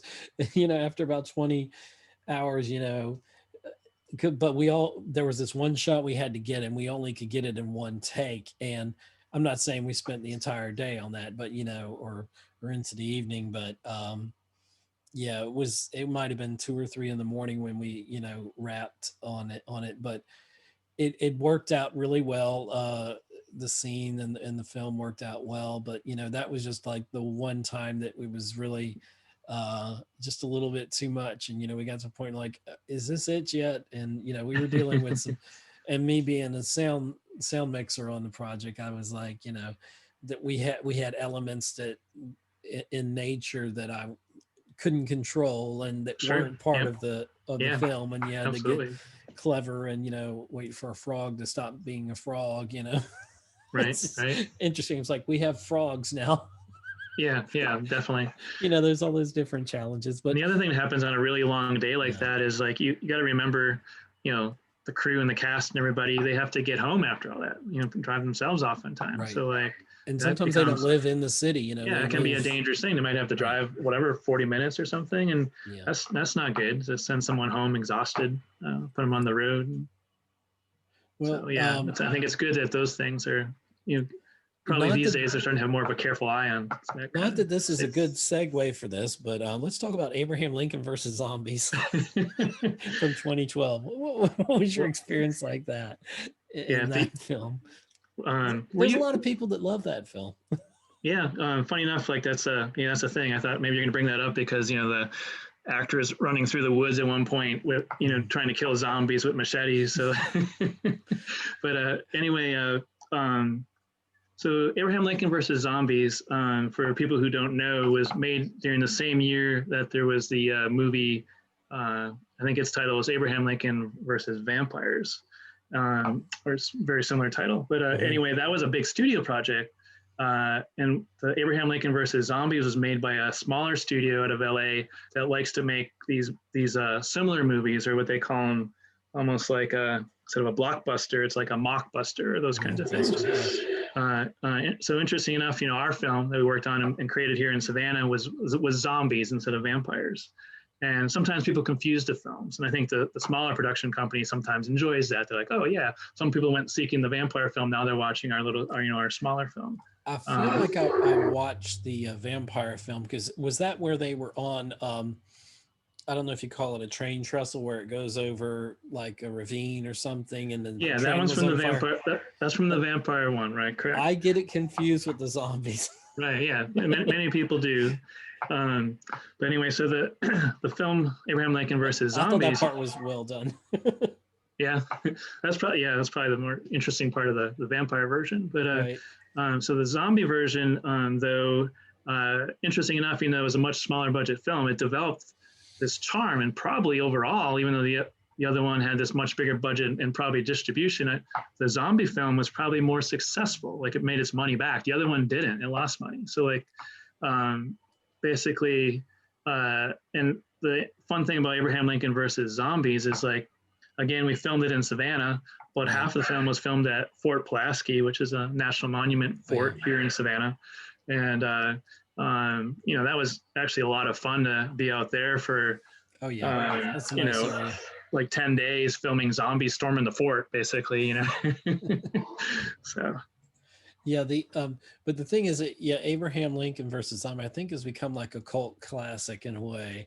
It's and I think about, the film industry, and you kind of lead me to a point I was thinking about, like, as we move forward through the pandemic into 2021, budgets on films, you may not see a Christopher Nolan budget as readily, because you don't know what kind of distribution you're going to get. Like, we're getting at the recording of this, we're getting Wonder Woman on Disney. Is it Disney? No, it's HBO Max. We're getting it in theaters for a week. It's got this weird kind of release thing. It will be in like 4K, the first feature film in 4K on HBO Max. It'll be on there for streaming. It won't be extra like Disney tried with Mulan that wasn't as successful. Correct. And then they'll pull it from theaters after a month. So, I mean, theaters have had to, I really think, there was a talk as we left 2019 that was a record busting year. I mean, we had Marvel had seven $1 billion plus films. Mm-hmm. And among other films, there was a lot of great stuff out. And there's this, which I learned, I didn't actually know this from the theater standpoint, because AMC, and then there was Universal and all that stuff going back and forth with the studios about how long you had to have a film in the actual theaters versus, going to streaming. And then pandemic hit, and I think Trolls World Tour was Universal, and they found out, hey, we can put it on a streaming service, just send it straight to streaming. And keep 100% of the profits, more or less, than splitting with the theaters and in AMC. There was this whole back and forth. And then as we get further into 2020, as we did, it seems like streaming is now the thing. And people still are not comfortable yet going en masse to go see, like, I think about this like something like Avengers Endgame, which is 2019. Can you imagine if the virus had hit in 2019 and we didn't get Avengers Endgame, and what Disney would be trying to do? And I know they've rearranged their entire Phase 4, and even for studios that don't have franchise or smaller films. It's been interesting, because when I think of the content of it, how we consume films, I hope that we never lose the theater experience. I hope that we can get back into the theaters. I've gone a couple times, but been extremely careful, and there might be one or two other people in the theater, but going to our local theaters, have done every possible protocol that they can do, other than me walking in a hazmat suit, to watch a film. And I think if we lose that theater going experience, I'm for one will be very saddened by that, because I love the theater experience. I love, if you're watching the video, you can see I'm a big Star Wars fan, among other types of films. But there's nothing like opening night, especially if it's a tentpole film. and if it's the latest Star Wars film and you go there and you're there with people and you can feel the electricity in the room, or No, if you're going, that's a true experience that's harder to duplicate at home for sure. Right. And not everybody has a 4K OLED TV and wonderful surround sound speakers, and not everybody has that terrible popcorn that you have to eat 10 gallons of.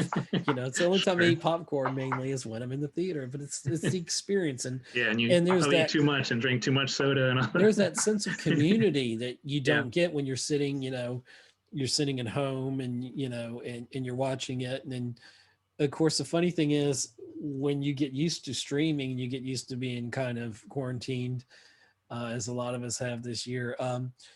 When you actually go out to a theater, or we've discovered the drive-ins.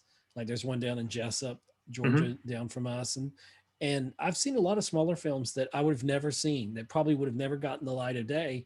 I've seen some really good films, and some not so good, but it's a great time for I think people that make independent films. This is a time to get your film seen, where if Black Widow was out right now, or one of the Marvel films, it would obviously get all the attention, and then these other films might not get the attention that they deserve. And that happens particularly with films that play in the theater, like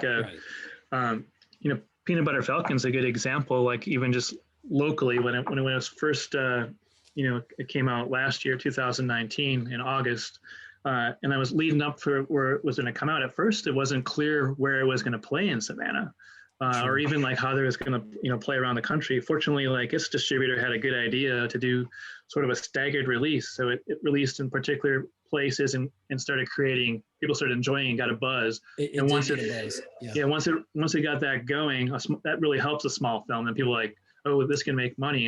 And I learned, because going back to the 48-hour film festival that happens here in Savannah, Anthony Paderewski started using as a venue an actual theatrical, much like an AMC, but it's called Royal Cinemas, a locally owned cinema, to do his 48-hour film festival. And I learned through that process, I helped him with that, was that people who own theaters, they usually look at it from a business standpoint, like they almost get like a weather forecasting thing for films that comes out to them as a theater owner, and they're like, this film can probably make this much money, this one will do this will get these many people into X amount of screens. And so and they also they really get kind of big push from like the studios, from Sony or whoever, like to run the big studio films. Like they're encouraged not to do the little films. So I was asking the theater owner, like, do you think you'll carry Peanut Butter Falcon? He said, he looks at his list, he's like, no, it's not even on the list of forecasting films that'll make money. So like he didn't think he would, but fortunately with Peanut Butter Falcon, as the excitement for that movie grew, people changed their minds about that, and it started being carried by the bigger cinemas and so forth. I think of another film that did really well was, and maybe had a similar situation to an extent, was Ford versus Ferrari, which was a fantastic film. Probably one of the better films to come out of Savannah in years, and some brilliant performances. And it's films like that, but even films that are even lower budgets that are local, because we really on this show try to focus and shine a light on not just the the big stuff in the industry, but the local filmmakers. And I still think it's a good time to get your film in festivals. And 2020, even though you're under lockdown, guess what? You've got plenty of time to sit in front of your computer, to grab your camera, to create something. You should, definitely. This should be, instead of not creating, this should be like, I don't want to say a reset, but we've been all given that opportunity, it seems like, collectively, to just slow down to an extent, and then create. At first, if you were like me, you didn't feel like creating because the world felt like it was falling apart around you. And then you kind of get past that initial shock of it, and then you're like, okay, well, I got to keep creating. If you're a creative person, you can't stop creating. You just create more, and it may change a little bit what you create. And and you learn different ways to do things, and you Yep. can hone your skills. So this can be the 2020. That's For definitely me, true. it's been a great growth period, and I've learned other skills that I didn't think I had, that I think I needed more work Well, on. true. So, And like, and when you're creating, particularly like, if you're creating like some indie project or working on those kinds of things, or even if it wasn't 2020 with what we were dealing with this year going on, right. those places that you put yourself creatively often lead to things. To, I guess, to tell another story, to tie in some of the things I've done, is going back to Abraham Lincoln versus Zombies. When I was working on that project, I wasn't a location manager for that. I was the first assistant director, Mm-hmm. which people who don't know what that is, you're basically the person that helps organize the film, schedule it, and then on set, you basically help the director manage and run the set so everything comes together when it needs to for the director and for camera. Well, so anyway, while the movie had started off, we filmed our first day, and we realized that the actor who played Abraham Lincoln in the movie, while he looked a lot like Abraham Lincoln, he was tall, looked just a lot like him. When he spoke, he did not sound like him, and his gestures didn't make you feel like it was Abraham Lincoln. It was like totally felt wrong. So at the end of that day, the producers came and met with me and met with the director, and we were like, what do we do? Like, this isn't going to work. And so everybody was like, we might have to stop the film, or at least for a while. But then I had an idea, and this ties back into what I began in a connection I made back doing the Street Cleaners. The actor that starred in the Street Cleaner, his name's Bill Oberst Jr. That was the first film he ever did. But he comes from like a stage background. He also used to do a lot of Abraham Lincoln, what do you call it? Like imitations or whatever. He would, in his stage performances or one-man shows, by Abraham Lincoln. And, but Bill Oberst Jr. is actually short. He's, maybe, I don't know, 5'6", 5'8" at most. He's not tall like you think of Abraham Lincoln, but he looks and sounds like Abraham Lincoln or Ken. So what I suggested to the producers, I said, well, what if we call up Bill Oberst Jr., which I knew by that point he had moved out to LA to try and make it as an actor in Hollywood. And he was doing pretty good out there, doing a lot of, different smaller movies and B movies and things like that. And funny enough, one of the producers knew who he was because he had worked on a project with him in the past also. So we called up Bill Oberst and said, hey, Bill, what would you think about being Abraham Lincoln? He's like, well, it sounds kind of cool. When do you need me? I said, well, could you fly out and be here tomorrow? So Bill Oberst Jr., who was, got his start in the Street Cleaner, he got on a plane from LA, flew a red eye to Savannah, learned and read the script and learned his lines while on the plane, and got off the plane, and he was ready to play Abraham Lincoln. And he knocked it out of the park. That's probably a lot of the success of that movie rides on Bill's performance. And but the funny thing is, like, we had to make Bill, the movie look tall. A lot of times it was all through, tricky camera work and other things. We would make him look, as tall as his officers and so forth. But it was just funny how, like, a connection I made getting going in the business in 2006 saved that movie, Abraham Lincoln versus Zombies, and when it filmed in 2012. So yeah, you've come a long way since 2007. And what do you have going forward? What are you looking forward to for projects that you can talk about? Because I know you may not be able to speak about. Or are there any projects or any things in general or different areas you might be venturing into that you hadn't considered? Or well, to be honest, it's a bit of a, for me, even like there's certain uncertainty still. At least, a lot of the work I've done, because of my family being rooted here in Savannah and such, is trying to stay working in the area. And currently, there hasn't been a lot of projects that have committed to working here. There's people have been tried. There's a few things that have happened. I've been involved in some smaller projects myself. But there hasn't been anything large yet. There's some things being talked about coming after the Christmas holiday next year, and we'll see how that goes. So me personally, I don't know for sure, like where I'm going to land, like what my next project is. But ideally, I think I'd be most drawn, if possible, to have one of these other magical projects like the Peanut Butter Falcon happen, or something like, or Christine, one of these films that come into Savannah, have a great script. They aren't necessarily like a big Hollywood studio movie, but you just know, like you're reading the story and talking to the passion of the creative people involved, and you can tell like this is one of the good ones, you know, one of the films that you'd love to seek out and watch if you even knew nothing about it, so, or hadn't worked on it yourself. And that's I think that's what I look toward, finding like a really incredible creative project to lend my talents to and collaborate on. So that's what I'm seeking. And I'm curious where, the business is going to land, even on, the bigger studio projects. How are we going to do this?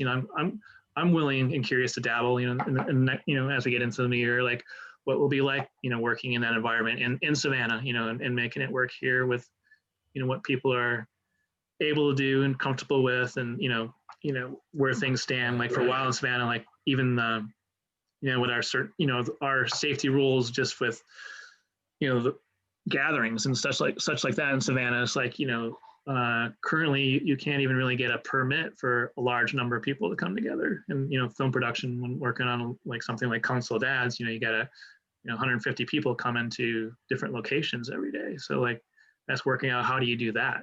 I'm curious how to figure that out. So I do want to put myself in that situation and try and see how to move forward. We'll definitely be following that here on the show. And because that's one of the things that we're concerned about is, of course, how, a lot of us are in a holding pattern, Right.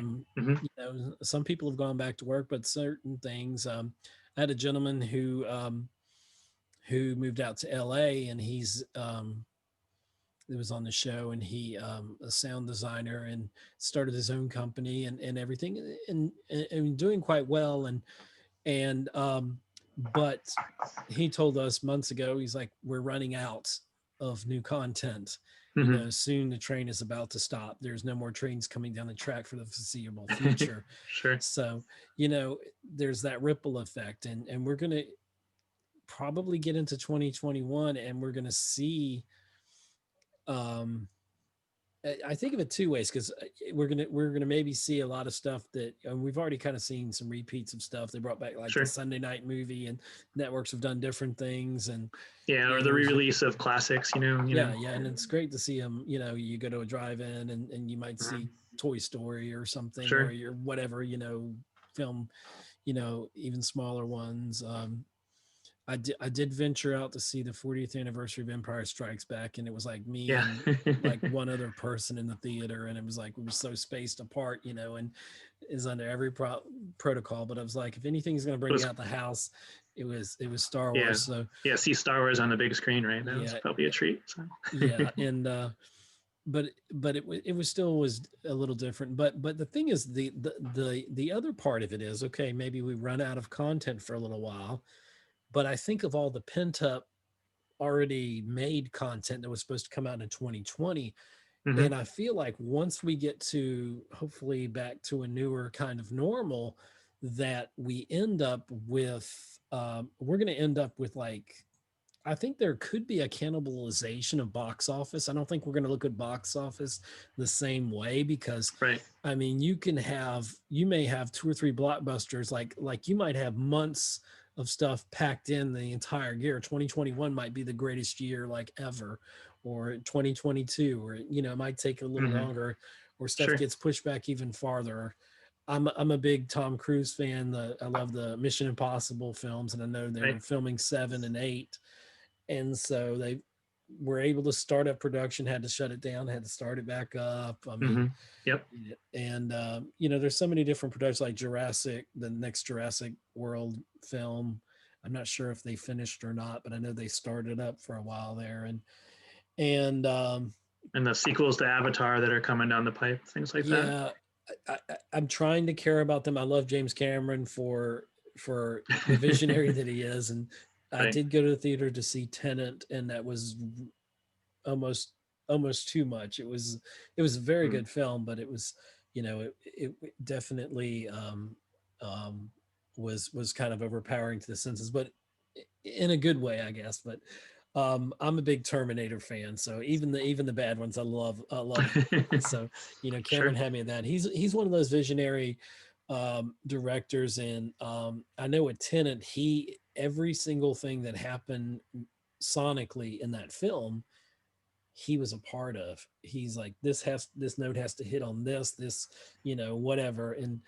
And so that's the part I don't want to lose, that going to a theater, you can't replicate that. And I really hope, whether we flash forward a year, 6 months, a year, or 2 years from now, we're going to have so many great films, and we're going to I wonder if we'll have too many films. We'll be like, oh my gosh, there's too many films to see. And hopefully AMC is around so I can see my 3 films a week. That would be wonderful.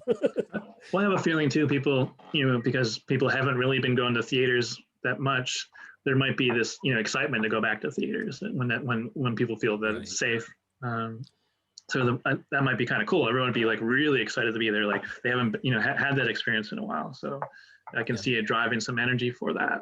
So it'll be interesting to see where it goes, though, because I think it's going to end up being some sort of, I think there's going to be some hybrid new way of watching movies, because there's probably going to be more and more movies released straight to streaming. I'm sure, that's they figured out, like, movies can be done that way, at least as far as reaching an audience. So.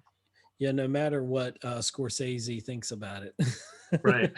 People will be watching on their tablets and their phones. Yeah, no, they will. I mean, that's the way it's coming. And it's the wave of the future, but I hope we don't lose the theater experience. And I'm interested to see more local filmmakers really come up and get their due. So that's all I've got. Is there anything else we didn't cover that you wanted to chat about, or? I don't know. We've been through a lot. So we've been through a lot. So yeah, this has been like exhaustive therapy here, but it's been great. No, in a good way, in a positive way. Well, I want to thank you, Jody Schiesser. Right? I said it right. Yeah, you got it. I'm getting it. Producer, director, location manager, writer.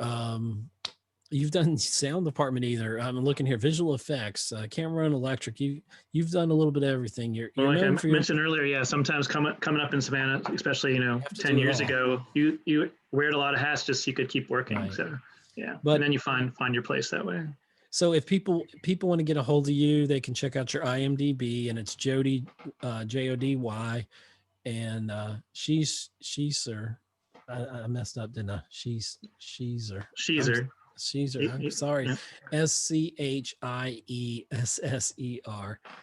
You can check him out on IMDb and also on Vimeo. And is it Mythago? Is that still?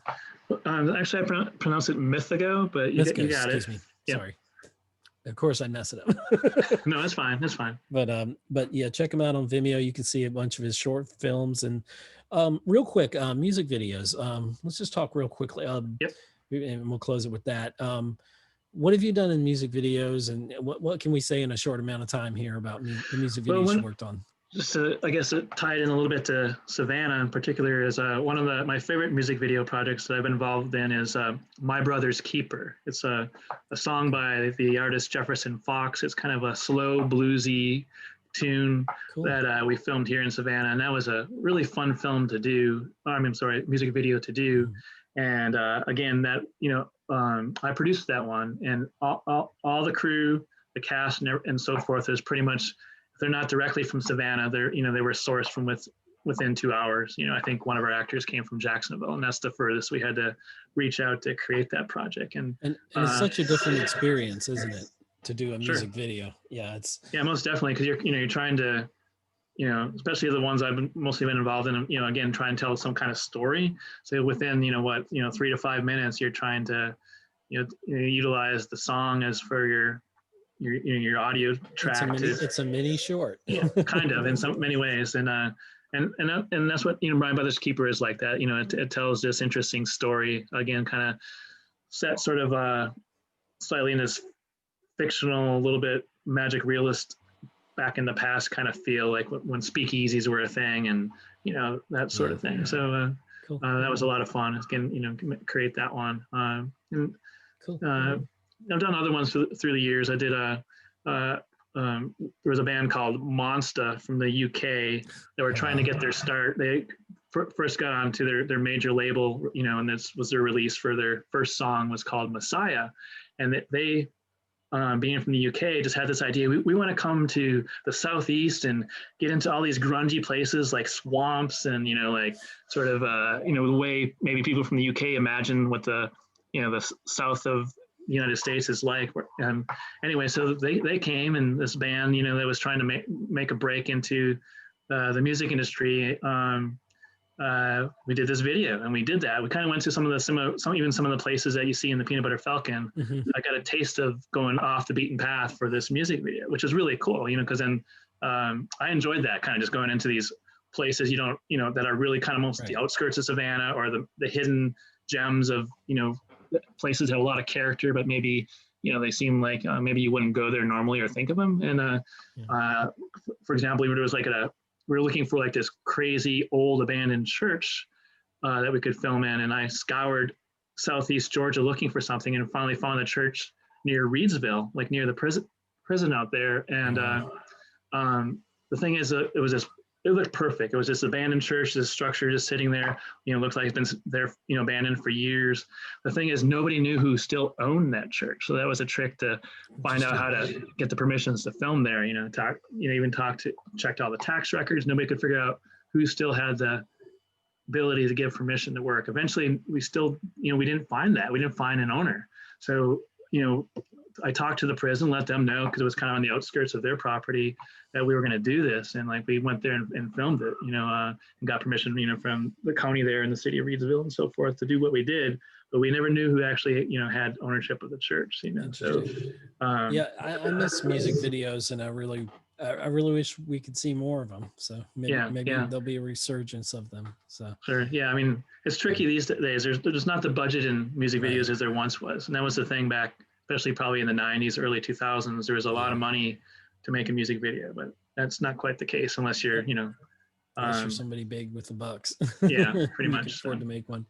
But one thing cool about that music video, just to finish the story, is so the band, the music video actually turned out well for them, and it managed to get them on the Lollapalooza tour that year. And that led to them, having, basically a success being into the major label, band music thing. So they continue to do that, led to them to having, bigger concerts and showing it, small arenas and things like that. So that it was cool to be involved in the early process of their, success, I guess you would say. Cool. Well, thank you, Jody, for taking all your time out and being here with us today. Producer, director, location manager, et cetera, et cetera. Jody's the guy you need to speak with. So check him out on IMDb, and check out his short films and music videos on Vimeo. So thank you for being on Savannah on Film, and thank you, Ed. And this has been a wonderful experience, and I hope you've enjoyed it. And speaking to everybody who's watching this, the video is about to come to a close. So if you could do us a favor, if you haven't already, if you can click that thumbs up button on the video, we'd appreciate it. It helps the channel out. If you're interested in new content that we always have here at Savannah on Film on YouTube, click that subscribe button to the channel, and you can enable those notifications. That way you'll know when we get new content out. And anyway, that's the show. I never know how to end it, so sure. I'm gonna say goodbye, everybody, and thank you for being on Savannah on Film. Yeah, thank you, Ed. Appreciate it. All right.